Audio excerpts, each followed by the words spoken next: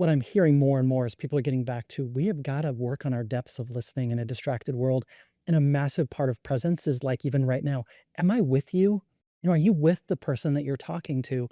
That brings powerful presence.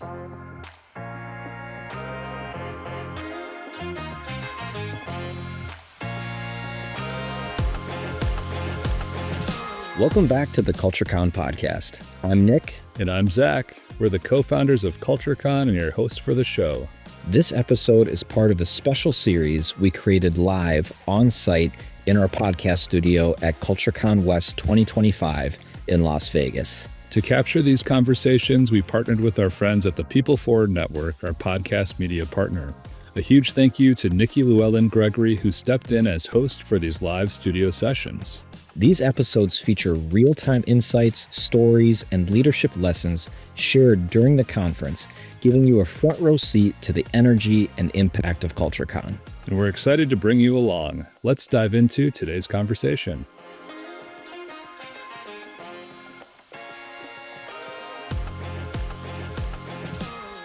Hey, it's Nikki, and we're back at CultureCon West in Las Vegas. Check this out. Loving this so much. I'm like, can this be our permanent studio for all of the series that I get to do? Oh, man. Well, I am so excited to have my friend Scott here with me today. We are new friends. We got to meet and talk through the prep for what we're going to do here in this amazing studio in Vegas.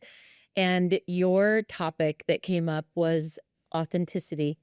And we hear authenticity a lot when leaders say what matters to them, but your take was different and your why was different and the way you're applying it is unique. And that's what I want to dig into today to learn from you. Awesome. So take us back and help us understand, where did this come to be, of all things, the North Star, the central focus for you? Yeah, it's very interesting because I think I was pretty fortunate as a kid to have a great extended family and a lot of community. But a lot of my family was one location. We were in another. I grew up in a rural area largely. And it was always funny when I'd go to their events. I always felt like this awkward social, kind of kid that didn't have the same social skills from that community that I was in. But I always felt validated. I always felt supported. And I loved that. But I just had this passion I wanted to take on for learning.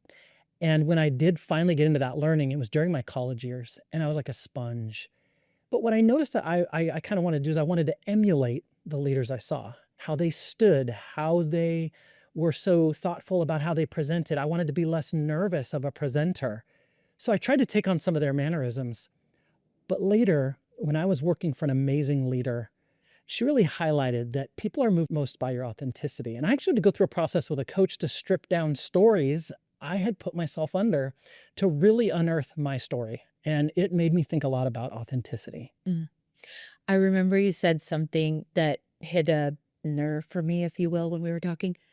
You said, I'm really not into small talk. I really want conversation with depth. And I was like, yes, can we talk more about that? And everybody sees that a little differently, but talk to us about what small talk versus depth conversation is and how you create that environment when you're talking to others. So funny. I had such a story in my head about small talk, like deep talk good, small talk, not as deep. It's funny because my wife is very gifted and very extroverted. And so I started to see like another side to it, that I just had this story that I'd kind of almost belittled small talk. And what I was is, I think I have an introvert side. I'm one of those people that can extrovert. But what that meant is I was the kind of person in a gathering where I might go off to the side and go deeper with just a few people. And I would feel most energized by that, whereas my wife didn't have a stranger in the room. And so I had to check into that story a little bit also, because I do think that there's a place for each. But for me, what I'll work towards is, I just don't find myself satisfied at that surface level, because I really want to understand people. I feel like I will be connected with them if I know them and what really drives them. And it's a way to stay curious and to connect. That's so good. Yeah. There was another concept that you shared. I think there's two core concepts that I want to dig into. First of all, I want to dig into just the understanding of small talk versus depth, because what human isn't going to feel more of a connection with somebody else when we get past the small talk? So I thought, let's open there. And I think there's so much importance when we look at these two concepts. The first one that you shared with me is the power of presence, but you talked about presence in a different way than I had heard. and how that is modeled. I think you were sharing with me maybe somebody that had done that really well and what you've learned. When you think presence and leading with presence, elaborate. Ooh, okay, yeah, that's good. Well, maybe where I'll start first though, because one of the things that really helped me pivot on this also is even in these things is the power of listening. I was really influenced. Funny enough, I was in college. I read this book, How to Win Friends and Influence People, classic Dale Carnegie. And there's this chapter in there where he talks about sometimes being the most amazing conversationalist is just being a listener. And that is another thing that kind of helped me out. Like if you are with a person, tuned into them, and all you're doing is asking more questions and discovering their story, listening is a powerful part. It actually will leave someone often leaving like, that was one of the best conversations I ever had because they felt they were truly present with the person. They were heard. And that is a huge superpower now. So I think every leader now, it's tough because when you're under a lot of pressure, you go back to the classic of driving and doing different things. What I'm hearing more and more is people are getting back to, we have got to work on our depths of listening in a distracted world. And a massive part of presence is like, even right now, am I with you? You know, are you with the person that you're talking to? That brings powerful presence. So much. There's a word when I said, I remember presence and these things you taught me on that short call and that I want to dig into. And then the other one was there's a word before listening that you had shared with me and I want to know where that came from and what it really means to you. Yeah, this is a powerful one because I was truly moved at a point in my career when I was getting that coaching that I discussed. It was kind of right in the middle of part of my career was under a lot of growth and I was unpacking some of the stories. And this coach said, you need to discover the concept of generous listening. I was like, ooh, because when you put it in those terms, when you think of being with someone, we have little ways we can be selfish. We're thinking about our next response. Maybe selfish is too strong of a word, but we naturally tend to be tuned into our interests. Generous listening is, I'm not just going to be with you. I'm going to give you my full attention and I'm going to do it out of respect, care, just that we're on a common human journey together. And if we unleash generous listening, if we do it at work, at home, with our kids, and notice when we're not doing it, I think it's just a word that's helpful to our mind because a word like generosity carries a tone with it. Yeah. I was very moved by that and very grateful for that mentor. Powerful. Yeah. Something that just came up from when you were talking that I think would be helpful for many, and we'll go there for a second. So when you think about our challenges around being present or challenges around listening, I don't think people are like, I don't want to be present. I don't want to listen. That's not it, right? I think it's around creating some habits or some tools that help us lean in so that we can be present. So let's just say that, okay, we're podcasting. And let's say I was just really nervous. I'm more focused on what I'm saying than what you're saying, not because I don't want to hear you, right, but because I haven't overcome the like, what am I here to do, right? And reminding myself, I'm here to serve or to give, right? So I wondered if anything came up for you. And I don't think most people are like, I don't want to be present or I don't want to listen. It's more of some of the things we have to overcome so that those things can click. Yeah. Really well stated because what I think is amazing about all this is a lot of the tools and the things I've learned, I have to sometimes self-coach. Like I had a really difficult week last week. I was noticing my focus was off, my true listening of others. Any mild attempt at multitasking was just ineffective. I was really affected. And so I tried to really tune into that and I've been more aware since then. And so I think part of it is in the noticing.